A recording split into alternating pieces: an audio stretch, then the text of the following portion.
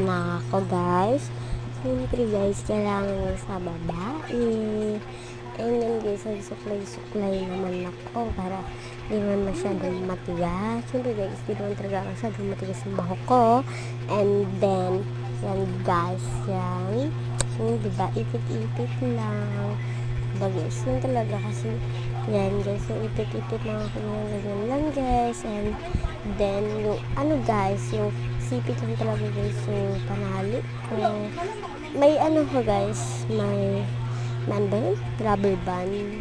Yung guys, yung ginagamit ko. Pero, ayan na lang po. Ayan na lang po guys. Ayan. Tapos, naglifting nga po ba din pala ako niyan. And bye-bye po.